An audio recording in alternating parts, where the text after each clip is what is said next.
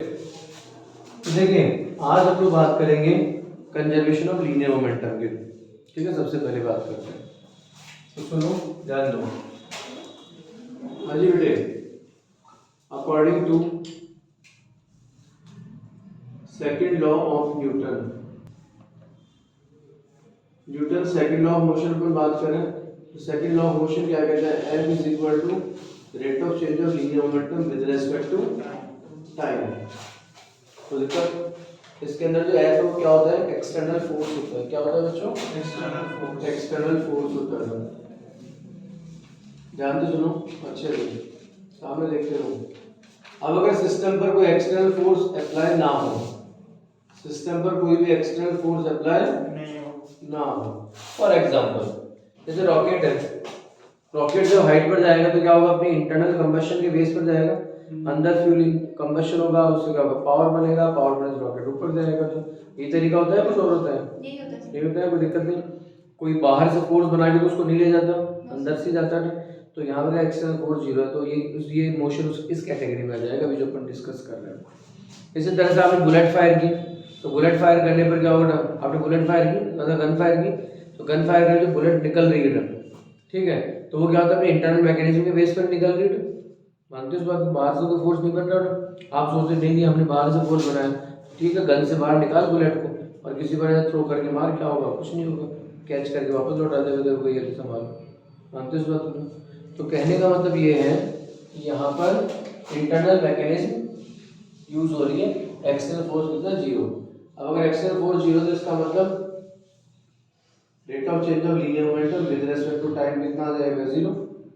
External force zero तो dt by dt zero गया, और किसी भी चीज में रेट ऑफ चेंज जीरो का होता है जबकि वो वैल्यू कंजर्व होती है, कांस्टेंट होती है। क्या मेरी बात समझ में आती है? Yes sir.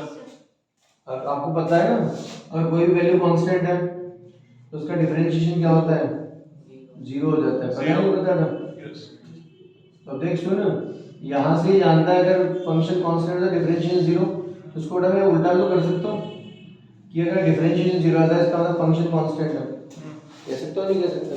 और कोई यहाँ पर क्या करें कि D P upon D T zero, इसका मतलब पी कैसे है, कंजर्व कांस्टेंट है। तो लीनियर मोमेंटम कंजर्वेशन यही है। इसको आप ये भी कह सकते हैं, p initial is equal to p final. इसको अपन ये भी कह सकते हैं कंजर्व है, जितना स्टार्टिंग में उतना एंडिंग में। तो बच्चों कंजर्वेशन ऑफ लीनियर मोमेंटम को अपन कैसे डिफाइन करेंगे, तो according to second law of motion, external force कितना था, rate of change of linear momentum with respect to time. If external force remain zero then linear momentum conserve.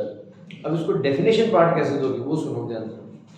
If जो diagram लिखना सीख, if external force on system remain zero, if external force on system remain zero then its linear momentum,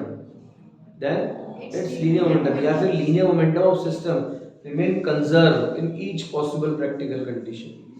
If external force applied on system remains zero, then linear momentum of system remain conserved in each possible practical condition. इसमें सब आ गया, वही practical condition हो सब में constant रहेगा। Clear है? कोई दिक्कत नहीं। एग्जाम्पल के फॉर्म में क्या दे सकते हो, रॉकेट प्रोपल्शन और फायर ऑफ गन। जब गन फायर हम लोग करते हैं,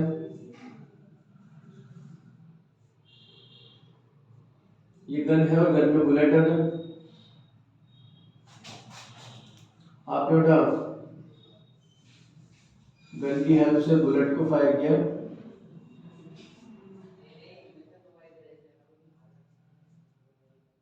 जब बुलेट बाहर निकलेगी तो गन को रिकॉइल थ्रस्ट मिलेगा, नहीं मिलेगा? Yes sir. मानते इस बात को? जितने थ्रस्ट है बुलेट आगे जाएगा तो रिकॉइल थ्रस्ट गन को मिलेगा। तो इस कंडीशन में क्या होगा बच्चों, दिमाग लगा दो ढंग से अच्छे से। जो गन है, गन का मास ये कैपिटल है, बुलेट का मास स्मॉल है। बुलेट की वेलोसिटी वी बी, गन की वेलोसिटी वी जी कर ले। Yes sir. ठीक है, यहाँ पर गन है क्या, हाँ है ना, बुलेट है क्या, हाँ है, लेकिन वेलोसिटी कितनी है, शून्य, जीरो। तो दिक्कत है क्या? अब तेरे को पता है एक्सटर्नल फोर्स जीरो, तो linear momentum conserve initial equal to p final. सामने देखना चाहिए आप लोगों को, पी इनिशियल कितना होगा, शून्य, क्यों होगा जीरो, कि लीनियर मोमेंटम क्या होता है, मास इनटू वेलोसिटी। तो शुरू में मास तो है लेकिन वेलोसिटी नहीं, तो इनिशियल तो जीरो हो गया। ठीक है, फाइनल मोमेंटम, तो फाइनल मोमेंटम में कौन कौन है, momentum of gun plus momentum of bullet. बताओ गलत तो नहीं। फाइनल मोमेंटम क्या होगा, momentum of gun plus momentum of bullet. Gun का मोमेंटम क्या होगा, mass into velocity of gun. Bullet का mass of bullet into velocity of bullet. गलत तो नहीं है, वैल्यू रखते हैं अपन। तो देखिए इनिशियल तो जीरो का, फाइनल वैल्यू कितनी है, m v g plus m v b की फाइनल वैल्यू रख दी इक्वल टू जीरो कर दो, इनिशियल वैल्यू जीरो ना। अब देखो यहाँ पे फोर वैल्यूज हैं, क्या क्या है, mass of gun, mass of bullet, velocity of gun, velocity of bullet. In four में से कोई भी थ्री गिवन होगी, एक अननोन होगी, तो उसको अपन कैलकुलेट कर सकते हैं। बोलो क्लियर है? Yes sir. दिक्कत प्रिपरेशन नीडेड, ओके डन, ठीक है। बेटा नेक्स्ट टारगेट हम लोग ले रहे हैं, एक बेसिक क्वेश्चन बनता था to pull than to push a lawn roller. कोई भी लॉन रोलर है, कोई हैवी सिलेंडर है, कोई हैवी बॉडी है, तो उसको पुल करना आसान है बजाय पुश करने के। एक क्वेश्चन ये बनता है, it is easy to pull a lawn roller than to push it. Push करने का पुल करना इजी है, एक तो क्वेश्चन ये बनता है, ठीक है। इसी सीक्वेंस में सेकंड क्वेश्चन एक और बन सकता है, थोड़ा सा और इसको घुमाने के लिए बच्चे को, what which process is easy, pull और पुश अ लॉन रोलर। ठीक है, इसमें आपसे थोड़ा डाउटफुल डाल दिया कि चल बता कौन इजी होगा, कि पुश करना इजी होगा या पुल करना इजी होगा, ये आपसे पूछ लिया था। ठीक है, तो इस तरह से क्वेश्चन आ सकता है। तो इस क्वेश्चन को एक्सप्लेन कैसे करेंगे ना, ध्यान देना, डबल सुनना। सेकंड क्वेश्चन हम लोग ले रहे हैं, प्लीज थोड़ा सोचिएगा, ध्यान दीजिएगा। अगर ये मान लीजिए एक सिलेंड्रिकल बॉडी है, लॉन रोलर समझते हो ना, जैसे क्रिकेट की पिच वगैरह तैयार करने के लिए लॉन रोलर होता है ना। Yes sir. इस तरह का एक सिलेंडर होता है, हैवी सिलेंडर होता है, बड़ा मतलब हैवी होता है काफी, मेटल का। उसके सेंटर पर बेटा एक रॉड फिट होती है, ठीक है। उसके बाद हैंडल होता है, हैंडल की हेल्प से आप उसे, जैसे कई बार तुम देखते हो कलर पेंट करने के लिए ना एक हैंडल होता है, उसमें एक सिलेंडर होता है, वो घूमता रहता है, ठीक है। बिल्कुल वैसे सेम कंडीशन ऐसे लॉन रोलर होता है, ठीक है। तो देखो ये जो सिलेंडर है, इस सिलेंडर को मैंने शो कर दिया। सिलेंडर का क्रॉस सेक्शन एरिया जो पूरा सिलेंडर है, देखो यहाँ से देखो तो सिर्फ एक क्रॉस सेक्शन एरिया होगा, इसका बेटा इसका एक हैंडल अटैच है। अब देखिए ध्यान दीजिए, ये जो सिलेंडर है इसका वेट डाउन साइड होगा, इसको एक्सक्यूज है ही नहीं, ये तो यूनिवर्सल ट्रूथ है। तो इसका नॉर्मल रिएक्शन फोर्स बनेगा ही बनेगा, इसमें कोई एक्सक्यूज ही नहीं है, तो टेंशन नहीं। अब देखो सुनो मेरी बात, इस कंडीशन में अपन इसे पहले पुश करने की कोशिश करते हैं, हमने इसे पुश कर रहे हैं, पुश करना तो समझते हैं ना, धक्का दे रहे हैं, ठीक है। तो बच्चों जैसे हम लोग इसे पुश करने की कोशिश करेंगे ना, तो ये हम लोग फोर्स अप्लाई कर रहे हैं, मतलब एक्सटर्नल फोर्स, समझ रहे हो, ध्यान से सुनना तो अच्छे से ढंग से समझना। हाँ जी, अब अगर हम लोग यहाँ सोचे ना, दिमाग लगेगा हॉरिजॉन्टल से या वर्टिकल से कितना एंगल बन रहा है, ये अपन देखें। तुम्हारी जो हॉरिजॉन्टल से एंगल बन रहा है थीटा, जरूरी आप एंगल हॉरिजॉन्टल से लें, वर्टिकल से भी ले सकते हो, जैसी कंडीशन हो। आपको तो कंपोनेंट डिवाइड होंगे, साइन और कॉस इंटरचेंज जाएंगे, क्या दिक्कत आ रही है। किसी न्यूमेरिकल में अगर कुछ ना जाए, ना कहा जाए, आप हॉरिजॉन्टल से एंगल लीजिए, ये f है तो ये कितना हो जाएगा, f cos theta, and this is f sin theta. Tension no sir, दिक्कत नहीं है। अगर आप इसी चीज को यहाँ पर शो करते हैं, सामने देखिए ना, ऐसे भी शो कर सकते हैं, थीटा देन थीटा, ये जरा देवी theta, external force f cos theta, f sin theta. भाई आपको लगे क्या इसकी बजाय यहाँ बना लेते हैं, तो यहाँ पर क्या एक ही पॉइंट पर सारे फोर्स आ जाएंगे, तो इजीली कैलकुलेट कर लेंगे, तो बच्चों का कंफर्टेबल फील करता है, और कोई पर्पस नहीं इसका, समझ गए, कोई दिक्कत नहीं। यहाँ भी ठीक है, यहाँ भी ठीक है, दोनों ही ठीक है। अब बेटा जो एक्सटर्नल फोर्स आपने अप्लाई किया है, इसको अलग से ऑब्जर्व करने की जरूरत नहीं है, क्यों, ये कंपोनेंट डिवाइड तुम कर चुके हो नहीं कर चुके हो। अब कुछ खास नहीं करना। अब यहाँ पर क्या करना है, इक्विलिब्रियम कंडीशन लेनी है। क्या लेनी है बेटा? Equilibrium condition. Equilibrium condition.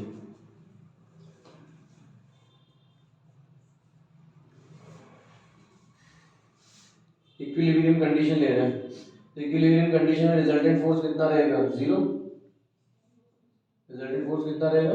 0। अब रिजल्टेंट फोर्स 0 इसका मतलब upside equal to down side. Yes और नो? Yes sir. तो दिक्कत तो नहीं है पक्का? अब देखिए सुनिएगा ध्यान से, इक्विलिब्रियम कंडीशन रिजल्टेंट फोर्स कितना है? 0। अब इसको भी और सिंपल वे में अपन देखते हैं, और भी सिंपल वे में लेते हैं। हमें तो फिर क्या और को कुछ कैलकुलेट करना नहीं, मुझे सिर्फ इतना ही बताना है। क्या बताना है कि भाई ये इजी कौन सा है, पुश है या पुल है। तो और भी इजी ले लेते हैं, फिर और भी सिंपल वे में अपन कैलकुलेट कर लेते हैं। ध्यान देना,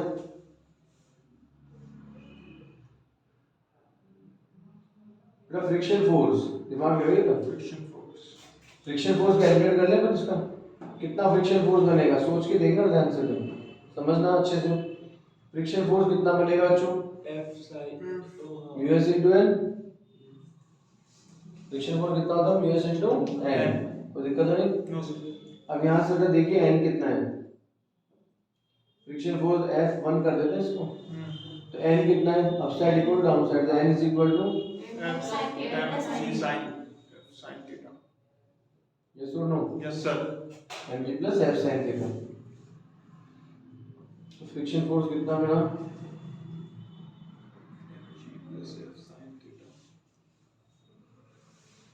यस और नो? ये लीजिए, ये तो हो गया पुश के लिए। अब पुल के लिए बात करें, ध्यान से सुनो अच्छे से। Object, handle, weight, normal reaction force. ध्यान देना, इस बार आप क्या कर रहे हैं? पुल करने की कोशिश कर रहे हैं, पुल कर रहे हैं। पिछली बार पुश किया था, इस बार पुल कर रहे हैं। ठीक है, तो ये आपने एक्सटर्नल फोर्स अप्लाई कर दिया। इनकेस अगर हॉरिजॉन्टल एंगल कितना है? थीटा। थीटा। थीटा। ठीक है, यहाँ पे हॉरिजॉन्टल से बनाया, ये हॉरिजॉन्टल से बनाया था मैंने। एफ का कितना आ जाएगा? एफ कॉस, और ये कितना आ जाएगा? F sine. साइन। बताइए कोई दिक्कत नहीं, कोई समस्या, कोई टेंशन नहीं। अब देख दिमाग में आना ना,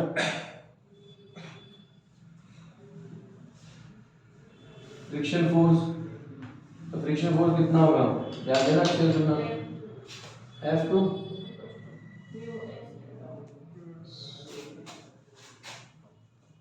तो दिक्कत नहीं, तो जरा सोचिएगा।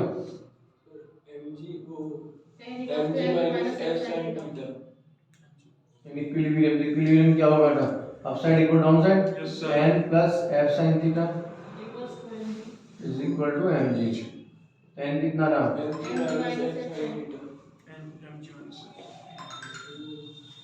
यस और नो? Yes sir. F2 कितना रहा? यूएस। n कितना है? mg minus.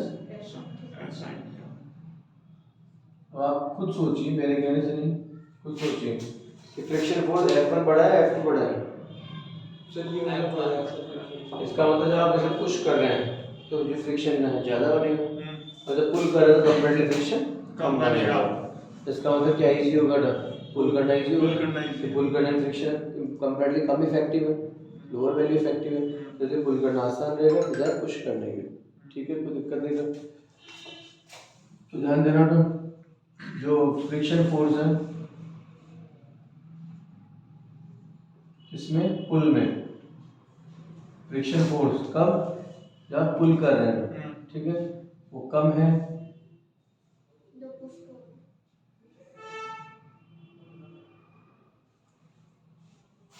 पुल करने में फ्रिक्शन कम रहेगा, पुश करने में ज्यादा रहेगा। ठीक है, तो दिक्कत तो परेशान नहीं था। डन? ओके, हाँ जी। नेक्स्ट टारगेट है हमारे पास वर्क एनर्जी थ्योरम। ध्यान से सुनो, अच्छे से समझो।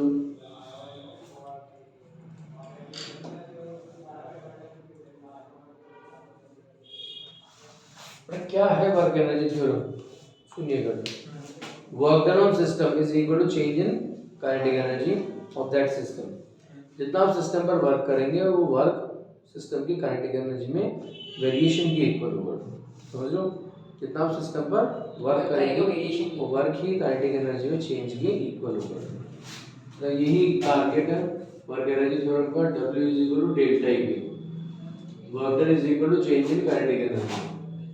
तो work done is equal to, अब बेटा इसको E के फाइनल माइनस E के इनिशियल कर दीजिए, final kinetic energy minus initial kinetic energy, या फिर E के 2 माइनस E के 1 कर दीजिए। फाइनल काइनेटिक एनर्जी हाफ है V2 स्क्वायर माइनस हाफ है V1 स्क्वायर। जैसा मैंने जो वैसा कर लीजिए, यही है वर्क एनर्जी थ्योरम। तो जो आपको लैंग्वेज दिखा, मतलब जो फॉर्मूला दिखाई दे रहा था उसको लैंग्वेज की फॉर्म में स्विच करना है। तो बच्चों, work done with system is equal to change in kinetic energy, that is work energy theorem. Topic का नेम वही डायरेक्ट वही डेफिनेशन है, वर्क एनर्जी थ्योरम, वर्क और एनर्जी का रिलेशन।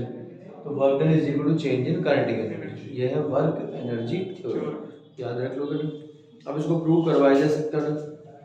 अगर इसका मैथमेटिकल प्रूफ आ गया तो हम कैसे सॉल्व करेंगे, ध्यान देना, ढंग से सुनना।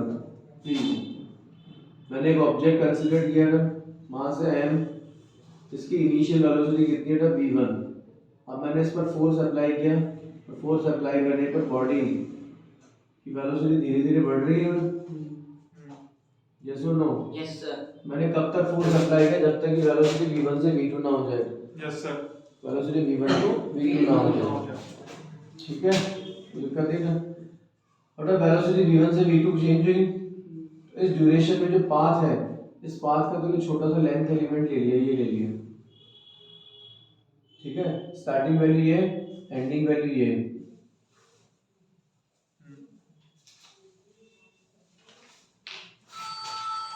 स्टार्टिंग और एंडिंग। अब तो यहाँ पर इनिशियल टू फाइनल जब आप अप्रोच करेंगे तो इस पूरे पाथ को मैंने छोटे छोटे लेंथ एलिमेंट में डिवाइड किया। This complete path assume to be divided in form of small length elements. तो बेटा इनिशियल पॉइंट ये, फाइनल पॉइंट ये, तो इस पूरे पाथ को आपने छोटे छोटे लेंथ एलिमेंट में डिवाइड किया। जैसे एक छोटा सा लेंथ एलिमेंट ले लीजिए, तो ये जो लेंथ एलिमेंट तुमने लिया था, इसकी लेंथ कितनी, सपोज dx, कितनी बच्चों, dx। जब बॉडी इस पोजीशन पर अप्रोच करेगा, इस पोजीशन पर अप्रोच करेगा, तो बॉडी की वेलोसिटी सपोज कीजिएगा v, कितनी वेलोसिटी तो v, और इस ड्यूरेशन में चेंज कितनी वेलोसिटी dv, टाइम कंजप्शन कितना हो dt। समझ गए? Yes sir. ये जो छोटा सा प्यारा सा लेंथ एलिमेंट है, इसमें वेलोसिटी कितना चेंज आया dv, और इसमें टाइम कंजप्शन कितना है dt, ठीक है। तो बेटा हम लोगों को initial to final complete path trace करने में वर्क डन चाहिए, कंप्लीट पाथ ट्रेस करने में वर्क डन चाहिए। पूरा वर्क डन तो एक साथ आएगा नहीं, तो पहले हम क्या करेंगे, छोटे छोटे लेंथ एलिमेंट डिवाइड किए, एक छोटा सा प्यारा सा जो लेंथ एलिमेंट है इसे वर्क डन निकाल लेते हैं, ठीक है। तो ध्यान देना, work done for small displacement dx, work done for small displacement dx। ध्यान देना, इस छोटे से डिस्प्लेसमेंट में वर्क डन निकालना है, ध्यान दो ना। Work is equal to force into displacement. Yes sir. जिस डायरेक्शन में फोर्स उसी डायरेक्शन में डिस्प्लेसमेंट है। यस। आप चाहे तो एक स्टेप बढ़ा सकते हैं, नहीं चाहे तो कोई इशू नहीं। ये लीजिए dot product of force and displacement, तो f dx cos थीटा। अब थीटा कितना होगा 0, क्योंकि जिस डायरेक्शन में फोर्स उसी डायरेक्शन में डिस्प्लेसमेंट है, और cos 0 कितना हो जाएगा 1। तो dw is equal to f into dx। ये सुन लो, यस सर। ध्यान देना बच्चों, सुनो। फोर्स क्या होता है, मास इनटू एक्सेलरेशन, और एक्सेलरेशन क्या होता है, rate of change of velocity with respect to time. गलत तो नहीं है? No sir. ध्यान देना, ढंग से सुनो। तो dw is equal to f, कितना है m dv upon dt।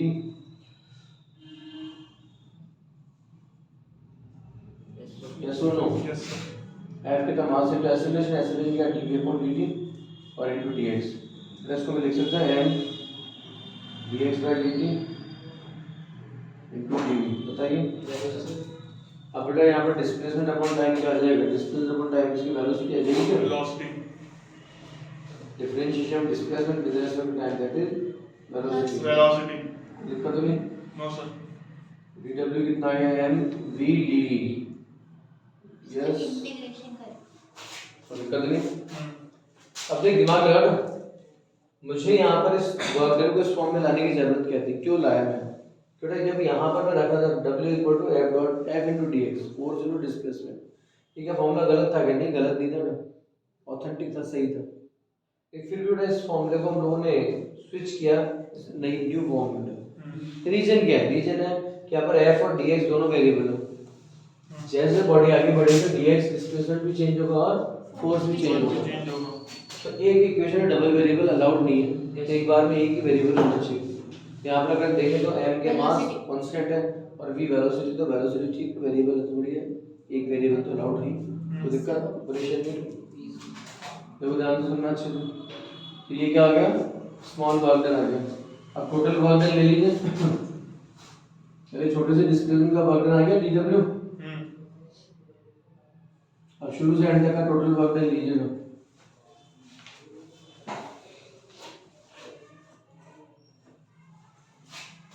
Resultant work done, तो रिजल्टेंट वर्क डन के लिए क्या करूं? स्मॉल वर्क डन को इंटीग्रेट कर दूं। यस सर कोई दिक्कत तो नहीं? dw की वैल्यू कितनी है? m v dv। dw की वैल्यू कितनी है? m v dv। अब से m कांस्टेंट ऑपरेटर से बाहर कर दे, v dv। इंटीग्रेशन में वेरिएबल लिमिट्स आएंगी और लिमिट्स आती है वेरिएबल के बेस पर। वेरिएबल कौन है? v कौन है? v। देखिए सुनिए, तो यहाँ पर अगर देखें तो वेलोसिटी की स्टार्टिंग वैल्यू कितनी है? v1 और बॉडी की एंडिंग वेलोसिटी कितनी है? v2। यस सर सुन तो गया ना? यस सर अब देखो इंटीग्रेशन v dv, तो x पावर n का इंटीग्रेशन कितना होता है? x power n plus 1 yes sir upon n plus 1 1 integration v dv। सुन रहा है? तो x की जगह कौन आएगा? v और n की जगह 1। पूरा उसमें था बोर्ड में आएगी। हाँ बेटा ध्यान देना, m but integration v dv, तो v को पढ़े तो सॉल्व करके v power 1 plus 1 upon 1 plus 1 v square by 2 lower limit upper limit. ये दोनों हाँ जी m पहले अपर लिमिट होगा v की जगह v2, तो v2 square by 2 minus v की जगह v1 स्क्वायर बाय 2। बताओ यस सर थोड़ा यहीं से हम लोग बात अगर करें तो work done is equal to half m v2 square minus half m, v1 square और यही तो वर्क डन थ्योरम है। यस सर बताओ तो समस्या नहीं है? हो गया प्रूफ? ये जो वर्क डन थ्योरम कंप्लीट हो चुका है। v2 0 नहीं हो जाएगा v2 0 नहीं हो जाएगा ठीक है ना? सर नेक्स्ट टारगेट हम लोग लेते हैं जो इम्पोर्टेंट है, वो है impulse momentum theorem. Impulse momentum theorem. ठीक है ना? ध्यान देना अच्छे से। तो जो पर्टिकुलर इम्पल्स मोमेंटम थ्योरम पर अगर हम लोग बात करें,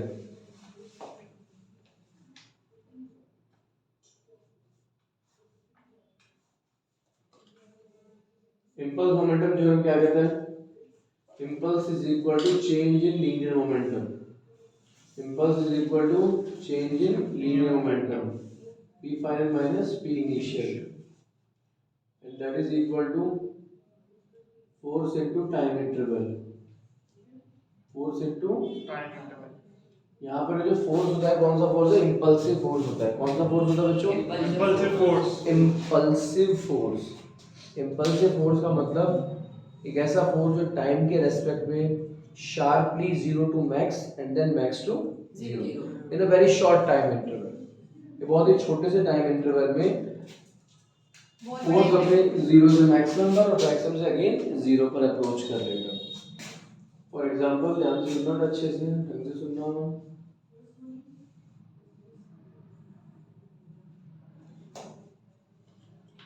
यहाँ टाइम ले लिया और यहाँ इम्पल्सिव फोर्स एग्जाम्पल की फॉर्म में ले लिया। ध्यान देना t1 टाइम पर ये फोर्स कितना था 0, फिर t2 टाइम पर वापस से 0 हो गया, और इस ड्यूरेशन में टाइम t1 से और t2 के बीच में फोर्स 0 से मैक्स और मैक्स से वापस 0।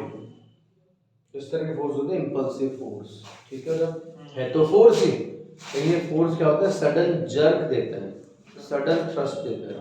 फॉर एग्जांपल आपने बताया पंचिंग बैग पर ये पंच मारा, ठीक, बॉल है, बॉल वाला दीवार की तरफ थ्रो किया था, तो बॉल गई दीवार को हिट किया और वापस आ गई। एक नेल आपने की नेल पर हैमर से हिट किया था, नेल रख लिया हैमर से हिट कर रहे थे, तो हैमर जैसे आएगा ना तो आते टाइम देखो ये नेल और ये हैमर है, ठीक है, बॉटल देना, ओके, ये तो नेल और ये हैमर। अब जैसे हैमर आएगा आगे आगे आगे, तब तक नेल पर कितना फोर्स है, 0, अभी तक 0 ना। अब जैसे हैमर नेल के साथ जस्ट इन कांटेक्ट होगा, जस्ट इन कांटेक्ट, तब तक फोर्स 0 रहेगा। उसके बाद क्या होगा, उसके बाद जो हैमर है इस नेल को कंप्लीटली हिट करेगा और हिट करके रिबाउंस होगा, ये एकदम तरीका। अब हैमर को कैसे यूज करते हैं, इतने कि नेल रखी उसके ऊपर हैमर टिका के रख दिया, हाँ नेल अंदर जाएगी जाएगी, ऐसा होता ही नहीं। ये क्या कंडीशन थी, कंडीशन थी जस्ट हिट करना, ये कंडीशन होती है। तो इस सिचुएशन में क्या होता है, पहले हैमर जाएगा नेल को टच करेगा, टच करते ही नेल पर फोर्स बनाएगा, फिर अपना मैक्सिमम पॉसिबिलिटीज पर अप्लाई करेगा, फिर रिबाउंस होगा। तो इस छोटे से टाइम इंटरवल में, ये टाइम इंटरवल कौन सा है, जितने टाइम के लिए जो हैमर और नेल के साथ कांटेक्ट है, ये छोटा सा टाइम इंटरवल क्या शो कर रहा है, जितने टाइम के लिए हैमर नेल के टच में है, या जितने टाइम तक बॉल के या दीवार के टच में है, या जितने टाइम तक आपका जो पंच है वो पंचिंग बैग के टच में है, ठीक है। तो बहुत शॉर्ट टाइम इंटरवल होता है, इसमें फोर्स अपने 0 से मैक्सिमम पर भी अप्रोच करके मैक्सिमम से वापस 0 पर भी चला गया, ठीक है। इस तरह फोर्स बोलते हैं इंपल्सिव फोर्स। क्या बोलते हैं बच्चों, इंपल्सिव फोर्स। समझ गए, कोई दिक्कत नहीं ना, बहुत ही बढ़िया, ध्यान देना, ढंग से सुनना। अब बेटा इस ग्राफ में आपने एक बहुत छोटा सा टाइम पीरियड ले लिए, वेरी स्मॉल अमाउंट। अब देखिए दिमाग लगाइएगा, इस छोटे से टाइम पीरियड के लिए देखिए टाइम इंटरवल कितना ले लिया, dt कितना ले लिया, dt, और इसके कॉरस्पॉन्डिंग ये जो स्ट्रिप बनी है, इस स्ट्रिप के कॉरस्पॉन्डिंग फोर्स कितना ले लिया, f, कितना ले लिया, f, ठीक है। बताने को इस छोटे से स्ट्रिप का एरिया कितना होगा, ध्यान देना, f dt, स्मॉल एरिया। इस छोटे से स्ट्रिप का एरिया चाहिए मुझे, तो स्मॉल स्ट्रिप का एरिया da कितना हो जाएगा, length into breadth, approx rectangle है, तो लेंथ कितनी है और ब्रेथ कितना, dt, f into dt, yes और नो, तो दिक्कत नहीं। अब याद कीजिए, according to second law of motion, second law of motion क्या कहता है, चेंज इन एक्सटर्नल फोर्स, याद है, rate of change of linear momentum with respect to time, that dp is equal to f dt, बताओ। तो देखिए ध्यान देना, that small change in linear momentum, small change in linear momentum कितना हो जाएगा, small change in linear momentum dp कितना हो गया, f इनटू dt, और एक इसके इक्वल है स्मॉल अमाउंट ऑफ एरिया, बताओ, कोई दिक्कत तो नहीं। अब मुझे क्या चाहिए था, t1 से t2 तक का पूरा मामला चाहिए था, तो ऐसी बहुत सारी स्ट्रिप्स में बना सकता हूँ, नहीं बना सकता, इस पूरे स्ट्रक्चर में ऐसी थिन स्ट्रिप्स में ढेर सारी बना सकता हूँ। हर एक स्ट्रिप का एरिया काउंट कर ले, हर स्ट्रिप का एरिया काउंट कर ले, हर एक स्ट्रिप का, और सबको ऐड कर दें, तो क्या आ जाएगा, total change in linear momentum आ जाएगा क्या, भाई थिन स्ट्रिप का एरिया क्या शो कर रहा है, small change in linear momentum. अब अगर मैं पूरा एरिया कंसीडर कर लूँ, पूरा कंप्लीट एरिया ले लूँ इसका, तो total change in linear momentum आ जाएगा कैसे बेटा, ध्यान देना, हाँ जी, total change in linear momentum, तो total change in linear momentum कितना हो जाएगा, ध्यान से सुनना अच्छे से, total change in linear momentum delta p, तो तो इसमें क्या हो जाएगा समेशन ऑफ dp या summation of F D T या समेशन ऑफ डी, मतलब ऐसे बहुत सारे 3 स्टेप्स बना लो, हर स्टेप का एरिया काउंट कर लो, सबको ऐड कर दो। एक तो तरीका ये हो गया, और दूसरा इंटीग्रेट कर दें।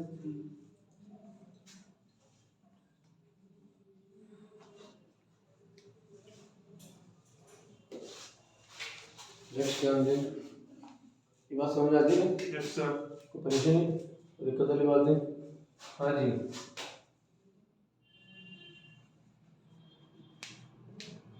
एफ क्या हो जाएगा मास इनटू एक्सेलरेशन, दिक्कत परेशानी नहीं, बस वही चीज़ है और कोई खास बात नहीं, ठीक है ना। फोर्स को अपन इस तरह से चेंज कर सकते हैं, बात तो समझ लेना। Yes sir. तो यहाँ पर बेटा कंडीशन क्या बनेगी, जो इम्पल्स है, इम्पल्स क्या हो जाएगा, total change in linear momentum, ठीक है, is equal to integration F D T. अब जैसे कंडीशन आ जाए वैसे लिखते जाओ और चलते जाओ। ये impulse momentum theorem, impulse momentum theorem, impulse is equal to change in momentum. Okay, कोई दिक्कत? सर वो भी लिखा था ना F is equal to M sir, तो वापस में लिखे गया एफ इज इक्वल कोई टू, वो सिचुएशन बेस्ड है, आया लिखो नहीं तो आएगा नहीं वो एक्सीलरेशन की जगह से rate of change of velocity कर सकते हो। हाँ जी, चलिए आइए आगे बढ़ते हैं। अब बात करते हैं work done by variable force. तो सुनिएगा ध्यान से, अच्छे से समझना तो, और इतना क्लियर है तो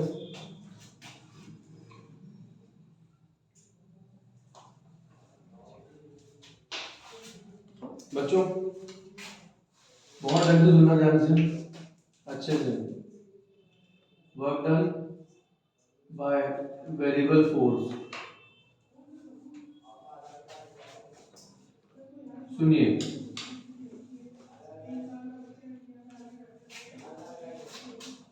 दिमाग लगाना ढंग से अच्छे से, ठीक है। थोड़ा work done by variable force, variable force का मतलब वो फोर्स जो टाइम के रेस्पेक्ट में या पोजीशन के रेस्पेक्ट में चेंज हो रहा है, फाइनली ये कि वो कांस्टेंट नहीं है, वेरिएबल फोर्स है। अभी कुछ और, बाद में कुछ और, बाद में कुछ और, बाद में कुछ और, वेरिएबल है। समझ गए नहीं समझे? तो सबसे पहले इसमें क्या करते हैं, small amount of work done count करते हैं। सबसे पहले क्या करते हैं, small amount of work done sir count करते हैं। तो small work done force into displacement. Okay, अब चाहे इसको वेक्टर फॉर्म में दीजिए, डॉट प्रोडक्ट भी दीजिए, कोई इश्यू नहीं है, कोई एक्सक्यूज नहीं है, ठीक है ना, कोई समस्या? ओके, यहाँ पर आप चाहें तो फोर्स ले लीजिए, यहाँ पर डिस्प्लेसमेंट ले लीजिए, ध्यान देना। अब क्या वेरिएबल फोर्स है, मतलब फोर्स कांस्टेंट नहीं है, तो उस कंडीशन में डिस्प्लेसमेंट भी सिचुएशन बेस्ड चलता रहेगा। तो देखिए ध्यान दीजिएगा, ग्राफ में स्टार्टिंग कहाँ से, पॉइंट ए से, ग्राफ की एंडिंग कहाँ है, पॉइंट बी पर। सुनो, ए के कॉरस्पॉन्डिंग डिस्प्लेसमेंट कितना है S1 और फोर्स कितना है F1। ग्राफ कहाँ तक जा रहा है, पॉइंट बी तक जा रहा है, तब तक डिस्प्लेसमेंट कितना है S2, फोर्स कितना है F2। समझ गए नहीं समझे? दिक्कत नहीं। इस ड्यूरेशन में आपने 3 स्टेप करा ली ना,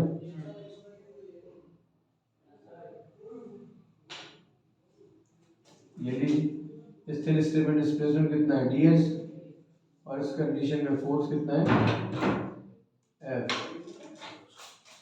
फोर्स कितना है F।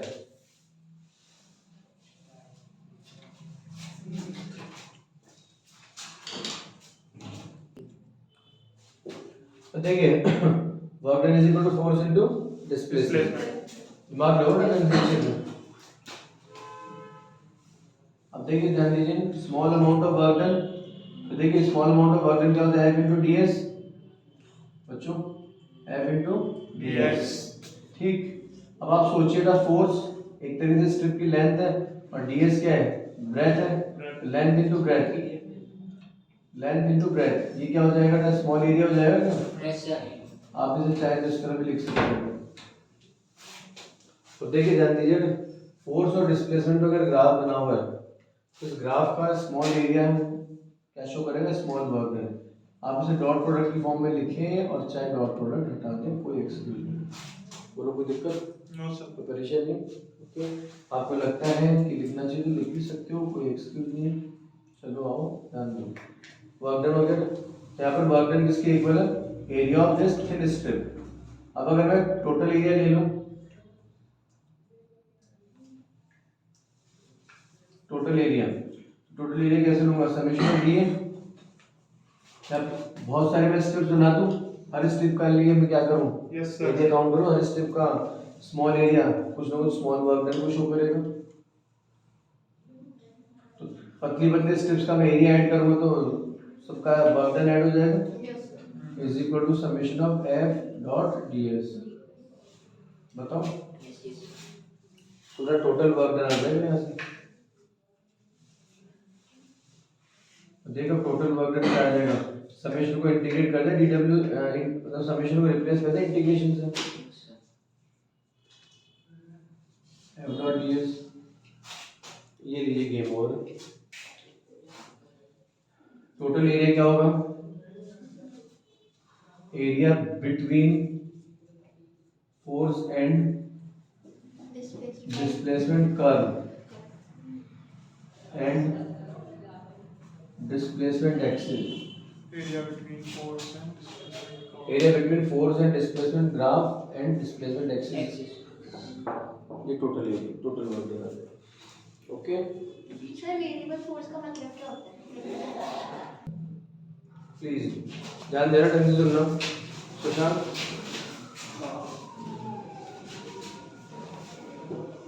सर ये क्या लिखते हो आप?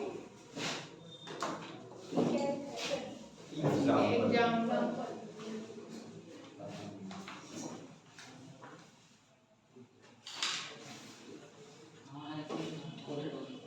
देखिए बेटा, एक और क्वेश्चन देख लीजिए प्लीज, ध्यान देना। वी कंसीडर 3 स्फीयर, ठीक है, 3 स्फीयर हम लोगों ने लिया था, तीनों स्फीयर आइडेंटिकल है, मास m1 m2 M3 m3 and radius of each sphere is capital R।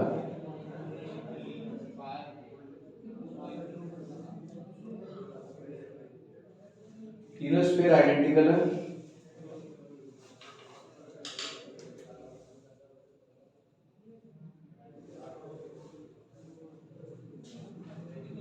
Okay, yes sir. No tension, radius R।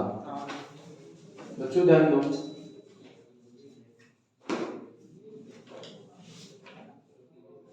अब बेटा कोई भी रोटेशनल एक्सिस ले लेते हैं हम लोग, सामने देखिए ध्यान दीजिए, मैंने एक रोटेशनल एक्सिस लिया,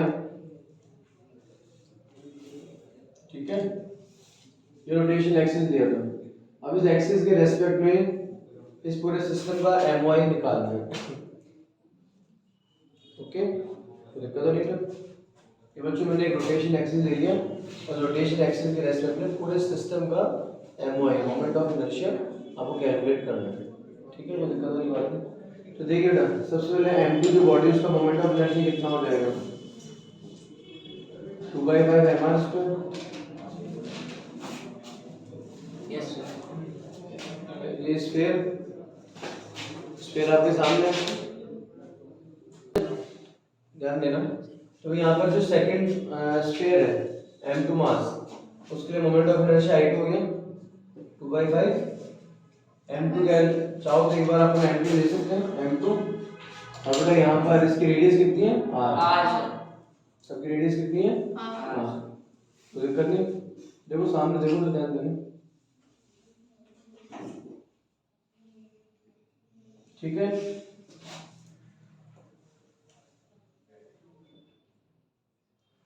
अब बात करें बेटा m1 के लिए, ध्यान देना। इन केस अगर मैं ये रोटेशनल एक्सिस ले लूं, यस सर। इस रोटेशन एक्सिस को कह दिया मैंने PQ और यहाँ रोटेशन एक्सिस कह दो P डैश Q डैश। तो ना P डैश Q डैश के रेस्पेक्ट में m1 का मोमेंट ऑफ इनर्शिया कितना हो जाएगा, MOI with respect to axis P dash Q dash. P dash Q dash के रेस्पेक्ट में मोमेंट ऑफ इनर्शिया m1 के लिए कितना होगा? फॉर मास m1 का moment of inertia m1 particle का moment of inertia P dash Q dash के respect में कितना हो जाएगा? I1 dash कर ले, कितना हो जाएगा? 2/5 mr स्क्वायर। मान दो, अब ये तो हो गया 2/5 mr स्क्वायर। फिर अब तेरे को क्या चाहिए? P dash Q dash के रेस्पेक्ट में m1 का मोमेंट ऑफ इनर्शिया ये रहा, लेकिन तेरे को PQ के रेस्पेक्ट में चाहिए, तो पैरेलल एक्सिस थ्योरम काम में ले लो क्या? दिमाग लगाना अच्छे से। Moment of inertia of m1 with respect to axis PQ के रेस्पेक्ट में मोमेंट ऑफ इनर्शिया चाहिए ना, क्या करें? I equals to I naught plus MT square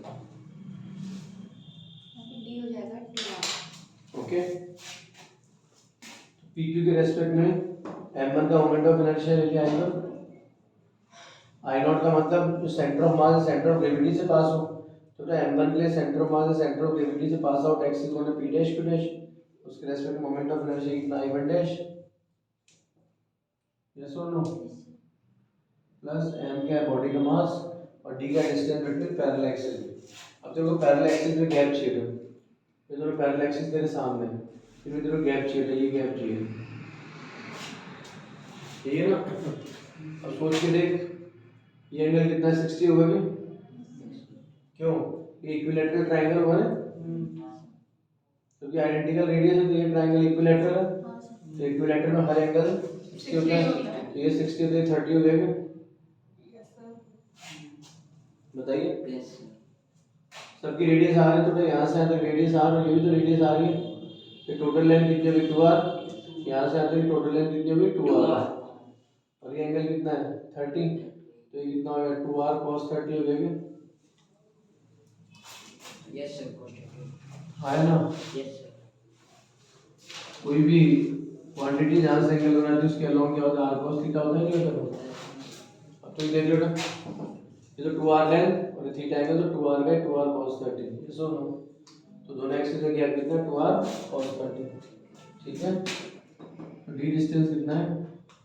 2r cos 30, cos 30 कितना है? √3 दिक्कत नहीं, स्क्वायर, ये लो स्क्वायर, तो I1 कितना आ गया?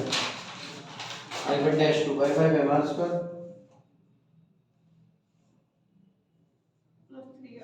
प्लस m r स्क्वायर, 2 से 2 कैंसिल कर दिए, √3 स्क्वायर कितना होगा? ओनली 3। सुन तो रहे हो? तो यहाँ से अपन सोचें कितना हो जाएगा? 17/5 mr स्क्वायर हो जाएगा। तो यहाँ m1 जो मास है उसका PQ के रेस्पेक्ट में मोमेंट ऑफ इनर्शिया आ गया। अब ऐसे ही m3 का भी निकाल सकते हो, सेम रहेगा, रहेगा नहीं रहेगा? जो m1 है, m1 का मोमेंट ऑफ इनर्शिया PQ के रेस्पेक्ट में जो होगा वो m3 का होगा, सेम ट्रीटमेंट है। तो पूरा क्लियर है? तो पूरे सिस्टम का मोमेंट ऑफ इनर्शिया PQ के रेस्पेक्ट में कितना आ जाएगा?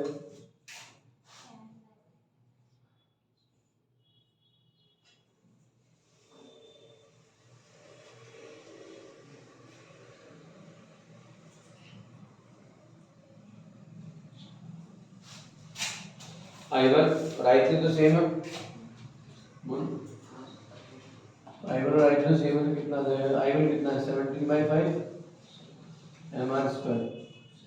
I3 भी इतना ही होगा, तो डायरेक्टली 2 से मल्टीप्लाई कर दो, प्लस I2 कितना है? 2/5 mr स्क्वायर। अब सोचिए 2/5 mr square, 2/5 mr square common ले लें, देखिए 17 + 18 हो गया, 17 प्लस समझ हो गया? 2/5 mr स्क्वायर कॉमन लेते हैं 17, और 2/5 mr स्क्वायर कॉमन लेते हैं 1, तो 17 + 1 18।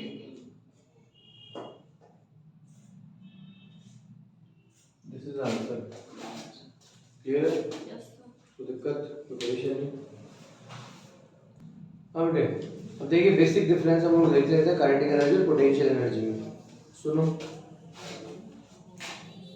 बच्चों, कोई भी ऑब्जेक्ट है, ऑब्जेक्ट है मतलब मास तो है ही, और अब जब ये रनिंग में आएगा तो रनिंग में आने से मोशन की वजह से जो एक्स्ट्रा एनर्जी इसमें पजेस्ड होगी, एक्स्ट्रा एनर्जी स्टोर होगी, उसी को बोलते हैं काइनेटिक एनर्जी। एक छोटा सा एग्जांपल देता हूँ। 1 kg का ऑब्जेक्ट आपके पास, अब 1 kg का ऑब्जेक्ट आप कहीं भी थ्रो कर सकते हो, इधर थ्रो कर दो, उधर थ्रो कर दो, कोई बड़ी बात नहीं है। लेकिन वही 1 kg का ऑब्जेक्ट अगर मान लीजिए कोई 10 मीटर हाइट से ड्रॉप करे और फिर कहेगा आप कैच कर लो ना, तो इम्पॉसिबल तो नहीं है, लेकिन हाँ थोड़ा मुश्किल जरूर है।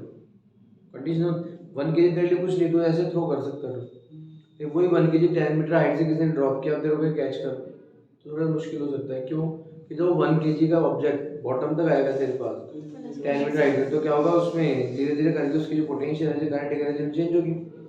तो तेरे पास आते आते उसमें काफ़ी सारी काइनेटिक एनर्जी बन चुकी है, उसके मोशन की वजह से जो एक्स्ट्रा एनर्जी उसमें स्टोर्ड है, एक्स्ट्रा एनर्जी जो पजेस्ड है, उसको अपन बोलते हैं काइनेटिक एनर्जी। समझ गए? तो दिक्कत परेशानी है। तो कोई भी ऑब्जेक्ट अपनी रनिंग की वजह से, अपने मोशन की वजह से एनर्जी होल्ड करता है, एनर्जी स्टोर करता है, उसको बोलते हैं काइनेटिक एनर्जी। डन। इसकी वैल्यू हमेशा प्लस में होती है, माइनस में कभी नहीं होती है, स्केलर क्वांटिटी है। पोटेंशियल एनर्जी क्या होती है ना? Due to position, energy possessed in system due to position और relative position with respect to frame of reference. जो भी आप फ्रेम ऑफ रेफरेंस, जैसे मान लो अर्थ सरफेस आप ले रहे हैं, अब अर्थ सरफेस से आपने 2 मीटर हाइट पर किसी बॉडी को रखा, तो उसमें कुछ ना कुछ एनर्जी है, उसी बॉडी को वही मास, वही स्ट्रक्चर, वॉल्यूम, सरफेस सब वही है ना, और वो आपने अर्थ सरफेस से 10 मीटर हाइट तक ले गए, तो आप उसे 10 मीटर हाइट पर ले जाएंगे तो उसके अंदर पोजीशन के रेस्पेक्ट में जो एनर्जी एक्स्ट्रा स्टोर हुई है उसे क्या बोलेंगे? Potential energy. समझ गए? नहीं समझे? कोई दिक्कत, कोई परेशानी नहीं? आप सोचिए तो सिंपल पेंडुलम आपने जस्ट कुछ दिन पहले पढ़ा है, ये रखा अपने सिंपल पेंडुलम, इसी बॉडी को मैं यहाँ ले जाऊँ, इसी बॉडी को मैं यहाँ ले गया, अब यहाँ ले गया तो क्या इसको मैं फ्री करूँ, फ्री करते क्या वो नीचे आएगी? अगर मैं इसको यहाँ रखता और फिर फ्री करते यहीं रहती, लेकिन यहाँ से फ्री करने पर क्या होता? इसने मोशन दिया, रीजन क्या था? रीजन बेसिकली सोचिए सब चीज़ें जुड़ी हुई है एक दूसरे से। यहाँ पर आपने रिलेटिवली इसकी पोजीशन चेंज हुई, तो पोजीशन चेंज होने से क्या आई? पोटेंशियल एनर्जी आई। अब फ्री करते हो पोटेंशियल एनर्जी धीरे धीरे काइनेटिक एनर्जी में चेंज हो रही नहीं हो रही? समझ रहे हो? नहीं समझ रहे? तो पोजीशन के रेस्पेक्ट में जो एनर्जी स्टोर होती है उसे बोलते हैं पोटेंशियल एनर्जी। ये प्लस माइनस या कंडीशनल जीरो कुछ भी हो सकती है, ठीक है, कोई दिक्कत वाली बात नहीं। लेकिन अगर काइनेटिक एनर्जी की बात करें तो मोशन की वजह से जो एनर्जी पजेस्ड होगी सिस्टम में उसे बोले काइनेटिक एनर्जी। और काइनेटिक एनर्जी वैल्यू हमेशा प्लस ही होती है, माइनस कभी नहीं होती है। जब तक बॉडी मोशन में है, अगर बॉडी चल रही है तो काइनेटिक एनर्जी प्लस में होगी, ना माइनस होगी ना जीरो होगी, ध्यान रखिएगा, ठीक, कोई दिक्कत, कोई परेशानी नहीं। तो ये कुछ कंडीशन है। Okay okay bye. हेलो